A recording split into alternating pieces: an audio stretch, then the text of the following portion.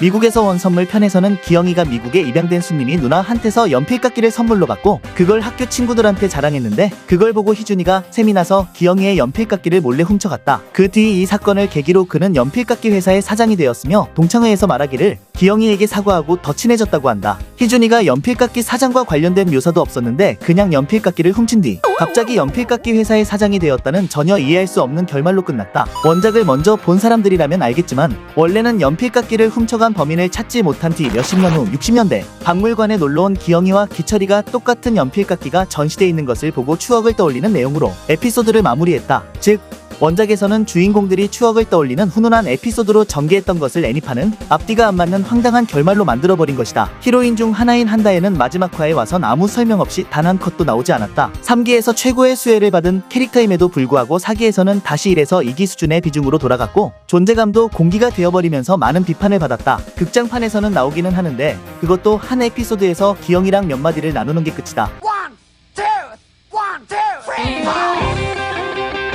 하면 된다. 현은 여러모로 논란이 많은 에피소드로 여러모로 억지 감동 스토리의 끝판왕을 보여준다. 여기서는 기영인에 반해 임시 담임이 등장하는데 초등학생들에게 밤을 새서 끝낼 양의 숙제를 왕창 내주고 전부 안 해오면 200대씩 때린다는 임시 담임의 말에 기영이와 친구들은 열심히 숙제를 해오지만 숙제량이 너무 많아 대부분의 학생들은 무사하지 못했으며 기영이는 먹지를 이용해 부정으로 숙제를 복사해 가다가 들통나서 맞았고 너희들이 밤을 새서 숙제를 했듯이 하면 된다 를 강조하는 임시 담임. 거기다 기영이를 제외한 나머지 학생들에게는 한 달 동안 숙제를 내지 않겠다고 말하는 등 기영이를 대놓고 차별하기까지 했다. 한데 몇 년 뒤 임시 담임의 장례식장을 보여주면서 뜬금없이 청소년이 된 우는 아이들의 모습과 하면 된다의 가치를 상투적으로 설명하는 기영이의 독백으로 이 에피소드가 끝났다. 그런데 묘사를 보면 알겠지만 임시 담임은 엄연히 아동 학대일 정도로 문제가 많은 교육을 한 선생인데 이런 교육이 올바르다는 시대의 착오적인 주장을 하는 것이 문제였다. 사실 임시 선생이 애들 잡을 때가 1960년대고 주인공 애들이 청소년이 됐을 때도 기껏해야 1960년대, 1970년대 초일 테니 군사정권 당시 고리타분하고 딱딱했던 시대상을 반영한 것이라고 볼 수는 있긴 하다. 문제는 2010년대 중반에 나온 작품에서 1960에서 70년대에나 통할 법한 논리를 주인공의 대사를 통해 대단한 교훈인 것처럼 묘사했다는 점에 있다. 제대로 완결을 내려면은 차라리 장례식장 장면을 그냥 통으로 없애고 혼자서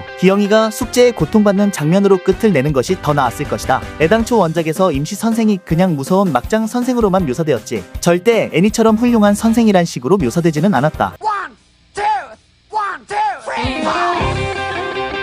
땡구의 순환편에서는 동물 학대 논란이 있었는데 내용을 요약하자면 기영이와 기철이가 땡구를 가지고 갑자기 다른 집 아이의 개랑 투견을 시키고 땡구는 투견에 져서 상처 입은 채로 도망갔다. 땡구 본견은 이를 원치 않았는데 강제로 투견을 하게 되었던 셈이다. 땡구는 투견이 적성에 안 맞고 그것은 원치 않다고 했는데 기영이와 기철이는 뻔뻔하게 땡구를 비꼬면서 욕설과 협박은 물론이고 개소리한다며 투덜거리기까지 했다. 나중에는 기영이와 기철이가 훈련이랍시고 땡구에게 밥을 주지 않고 또는 먹지 못하게 하거나 집 밖으로 내쫓는 것으로 혹사시켰으며 결국엔 간신히 이기나 나중에 기영이가 더 큰 개한테 싸움을 걸었다. 당연하게도 질 수밖에 없었음에도 집에 와서는 땡구 탓만 하고 욕을 하면서 기영이와 기철이가 훈련이랍시고 막대기나 빗자루로 두들겨 팼다. 원작에서는 주먹을 날렸다. 게다가 다음날 또 그 큰 개한테 투견을 하다가 역시나 패배했고 얼마나 무자비하고 극악무도한 짓을 했으면 이번엔 목에 상처가 난 채로 영원히 하늘로 가는 연출이 있었다. 영원히 하늘로 왔는데 염라개왕은 넌 아직 죽을 때가 안 됐으니 다시 내려가라고 했다. 하지만 땡구는 학대당하게 되는 것이 두려워 하늘에서 숨어 지내고 싶으니 차라리 이곳에 있게 해달라고 했다. 결국 땡구는 염라개왕의 허락으로 하루 동안 하늘나라에 있게 된다. 명심하자. 이 작품은 지상파 방송 KBS 작품이다. 그 후 다른 늑대의 영원히 땡구의 몸에 빙의되자 땡구가 강해진 것을 느낀 기영이와 기철이는 이제 상대해 볼 만해졌다고 생각하며 마음 놓고 가서 땡구에게 투견을 시키고 압도적인 승리를 거두었다.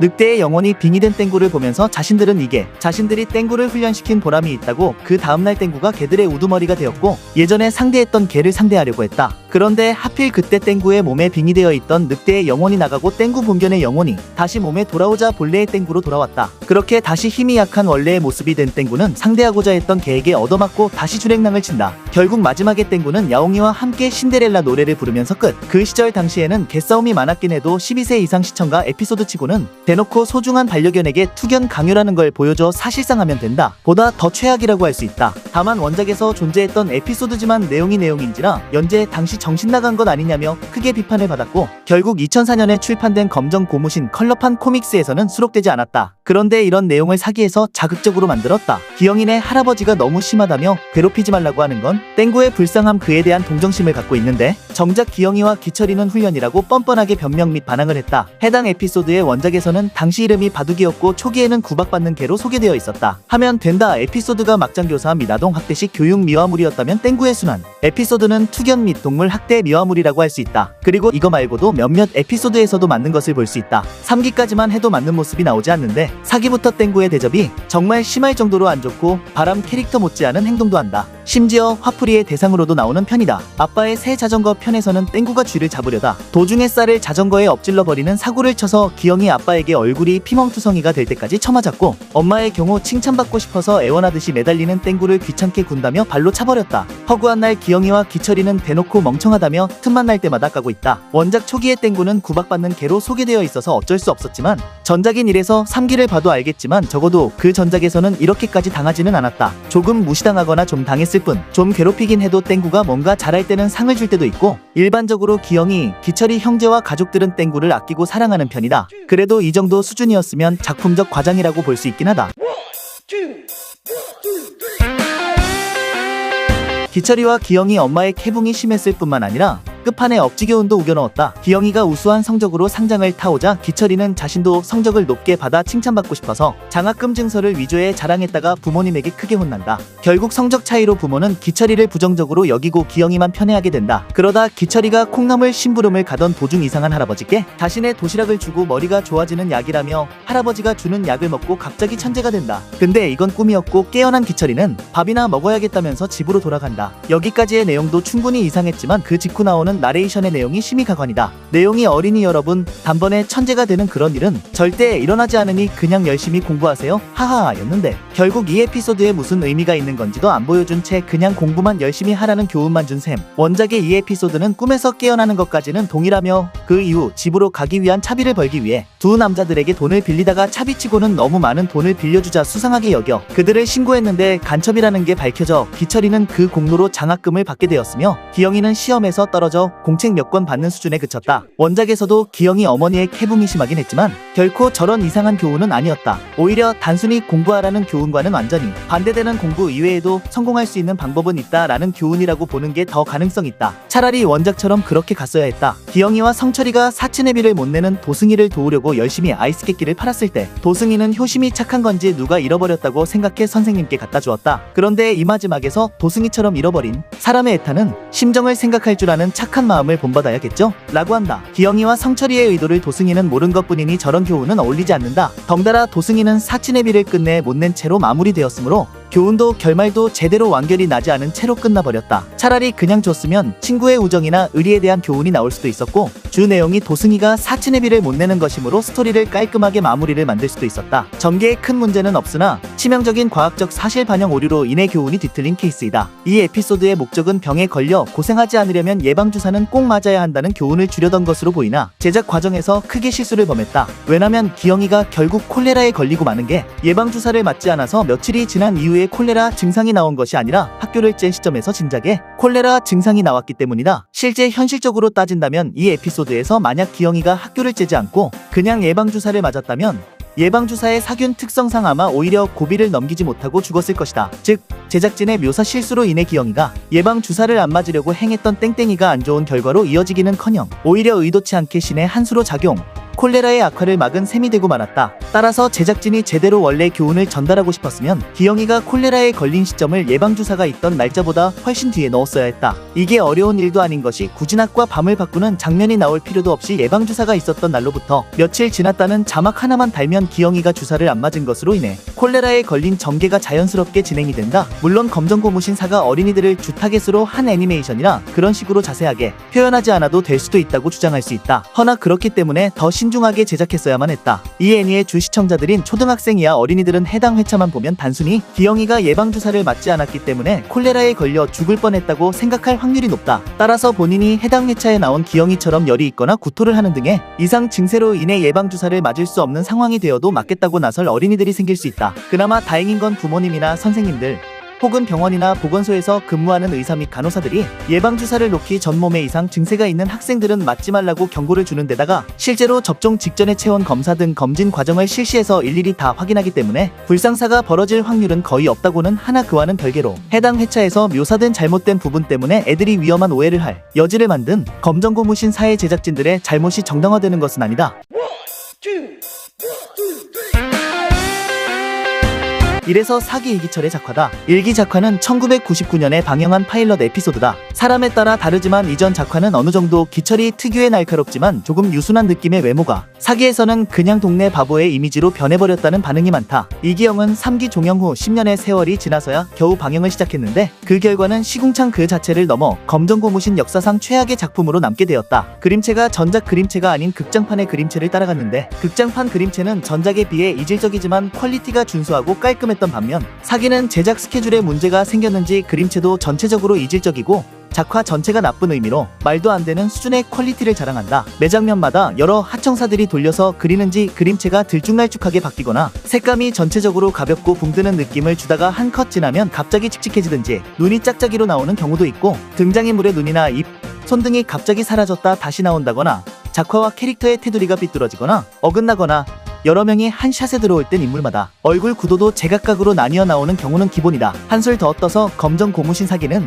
2015년도에 방영되었다. 특히 견물생심, 기철이는 못 말려 편에서는 이러한 작화 문제점이 정점을 찍는다. 특정 인물이나 사물이 사라지거나 개수가 변하는 등 작화 오류도 심각한 편이다. 1화부터 기영이가 상추를 먹는 장면에서 옷이 노란색이었다가 주황색이었다가 반복한다. 심지어 그 1화 첫 장면도 3기를 재탕한 것이다. 당숙 아저씨의 와이셔츠 색이 투명으로 나왔다. 와이셔츠가 투명이라 살이 비쳐 보이는 것이 아니라 아예 뒷배경이 투사되어 있다. 아무래도 채색이 안 된 것으로 보인다. 기영이의 일기에서 기철이가 학교 다녀왔을 때 교복에서 사복으로 바뀌었고 극장 뽑을 때 설명하던 도중 선생님의 피부색이 밝은 색에서 갈색으로 바뀌었다. 견물생심에서 지갑 주인의 사진 속 얼굴이 주었을 때랑 주인을 찾았을 때 달라져 있고 주민등록번호도 바뀐다. 기철이는 못 말려 편에서 등장한 의사 선생님은 기철이에게 왜 눈이 안 좋아졌는지 물어볼 때 윗머리가 잘려 있었다. 쥐 잡는 날 편에서 땡구가 쥐덫에 걸렸을 때 뒷다리가 엄청 길게 나온다. 아빠의 돼지 꿈 편에서 기영이의 아빠 이말룡이 집을 나설 때 엄마의 품에 안긴 오덕이가 손을 흔들어주는데 이때 팔의 색이 다르다. 견물생심 편에서 이기영의 찐빵집 회상 속 김도승의 작화가 완전 다른 사람으로 바뀌어 있으며 표현의 부재인지 주머니에 100원을 꺼내는 장면은 불안정스럽다. 또 기영이가 아기에게 냉차를 양보하는 장면에선 기영이가 들고 있던 잔이 비어 있다가 바로 다음 장면에선 갑자기 잔이 가득 차 있다. 등장인물의 복장이 장면이 넘어갈 때 바뀌는 오류까지 보이며 사람들이 없는데도 몇 초가 지나자마자 어디서 나타났는지 갑자기 사람들이 나와 있기도 한다. 기철이가 혼자 남아 시험 보는데 채점으로 장학생 인증을 받는 장면에서 갑자기 학생들이 나타나서 앉아있다. 공포의 예방주사 편에서 성철이, 도승이가 기영이가 콜레라에 걸렸다고 기영이의 가족에게 갔을 때 도승이의 옷이 민호의 옷과 똑같이 나왔다. 방학숙제 편에서는 기영이가 친구들에게 방학숙제 한 걸 인증하고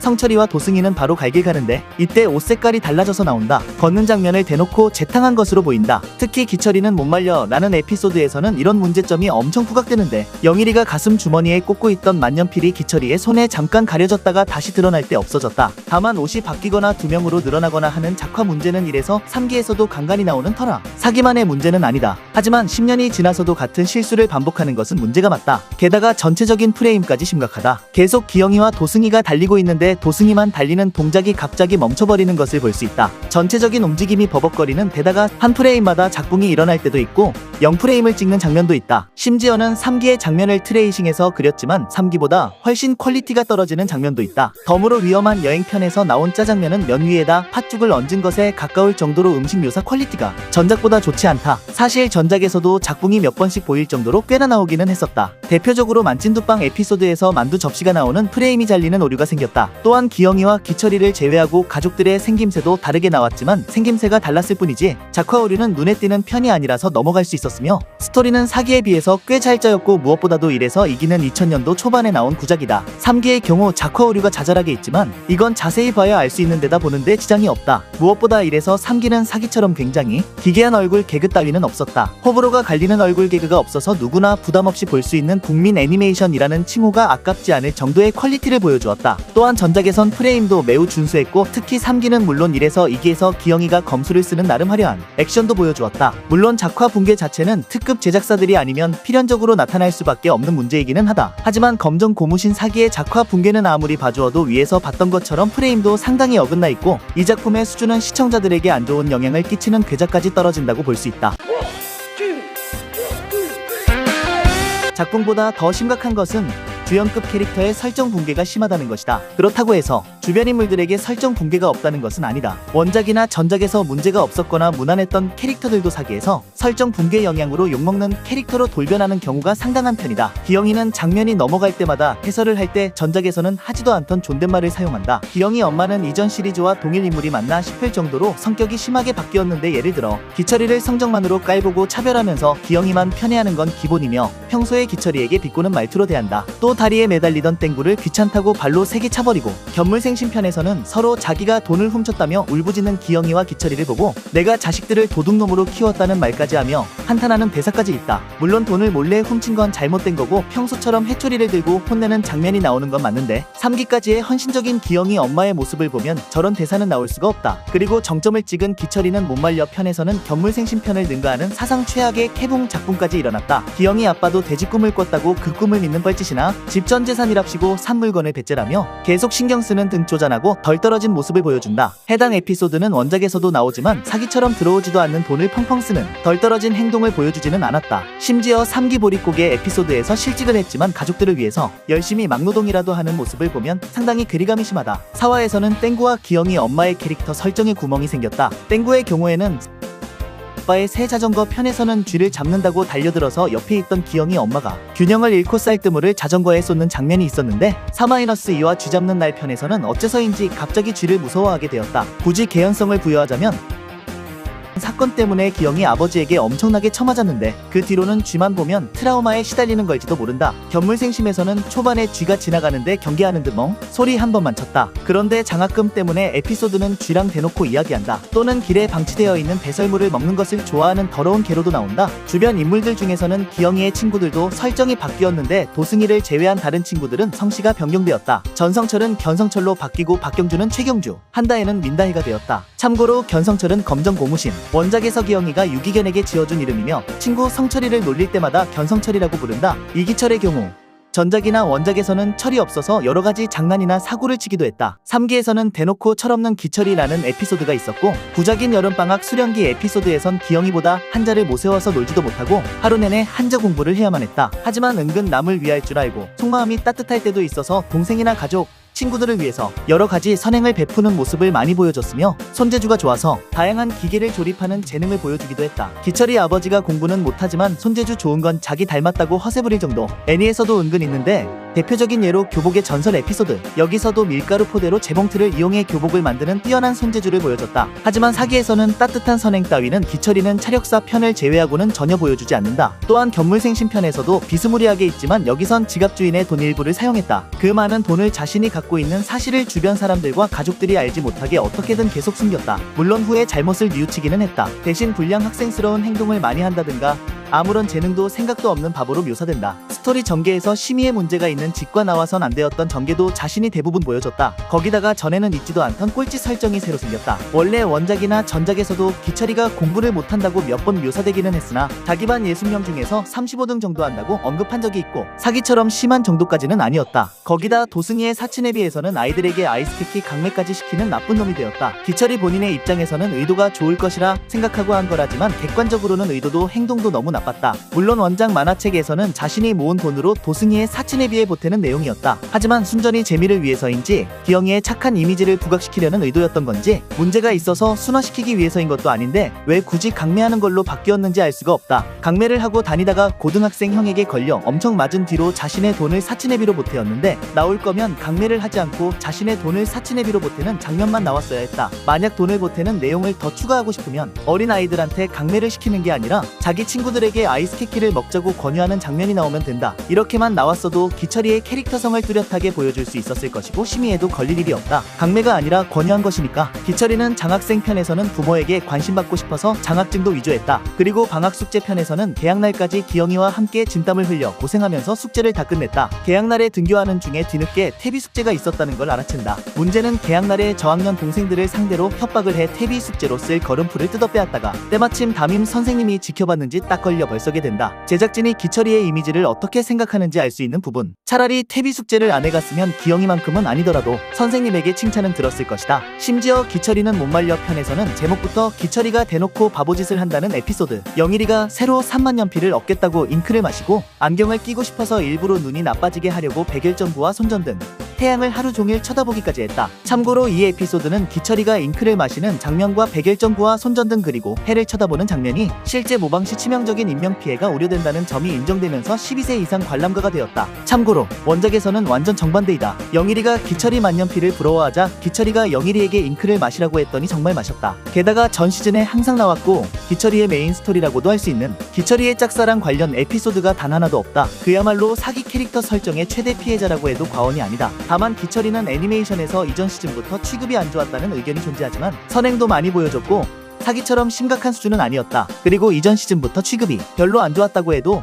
사기에서 저렇게 이미지를 노골적으로 망쳐놓았다는 사실을 변호할 수 없다. 그나마 제작진들이 이걸 조금은 인지했는지 극장판 즐거운 나의 집에선 짝사랑 에피소드가 초반부에 진행되기는 하지만 문제는 수업료 돈을 다 써버려 가출한 후로는 여학생이랑 만나지 않아서 플래그가 분쇄되었다. 그렇다고 기철이의 특기인 손재주와 관련된 에피소드가 있는가 하면 그것도 일절 하나도 없다.